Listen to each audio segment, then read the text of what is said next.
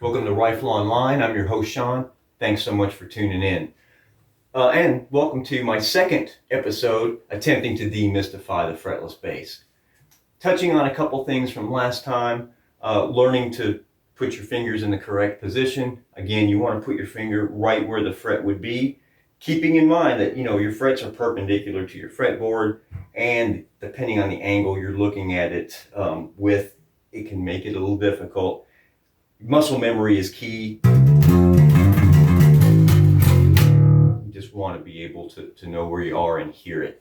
So when I was playing, fretted bass most of my career, most of my life, I could go for weeks without practicing. I didn't do that often, but I could, and it didn't really affect my playing adversely at all. My conditioning, yes, but not my playing. With fretless bass, I have discovered I cannot do that. I have to practice pretty well daily, at least for a few moments, or I lose some of my muscle memory, and it makes it much harder to stay in key. So if you are not willing to practice a lot, fretless bass may not be for you. And from what I've understood, or from what I understand, I should say, and from the people I have talked to, it just stays that way. Like, if you're going to play fretless, you have to practice more, because again, there just aren't frets. If you want to sound good in the context of the band, not only in tune with yourself, but in tune, with your guitarist, etc., you really have to practice. I was adamant that I wanted to play fretless bass exclusively because I just fell in love with the freedom and the feel in general. But to do that, I had to be able to play every single Rifle song without compromise. So I just started practicing them. Started practicing with some basic ones and worked my way up. I chose Take the Blade from our Speed of Doubt record.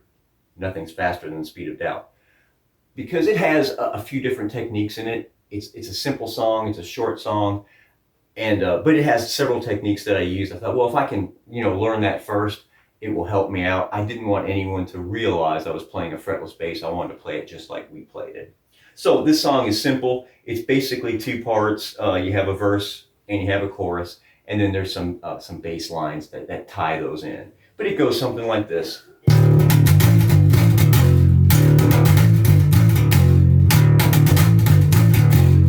That's the verse. And then the chorus, I use a chord, which is an octave. So I really wanted to get that right, because keeping in mind, I'm not only having to stay in key for one note, but for two. It's not always easy.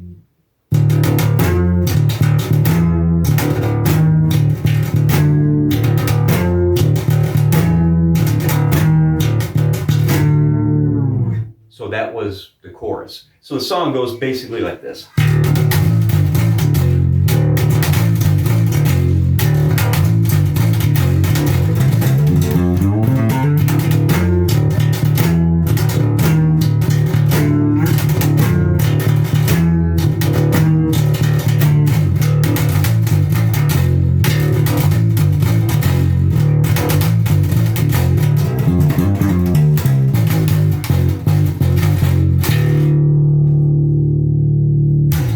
So, practice.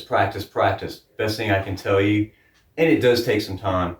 I didn't jump right into this and just start playing everything I knew.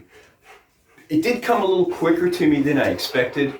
But again, to stay consistent, you're going to have to practice regularly. Especially when you're playing songs when you're playing songs where you're in no man's land a lot, where there aren't a lot of dots. We have a song that it starts out right around in here. The riff, it's something like.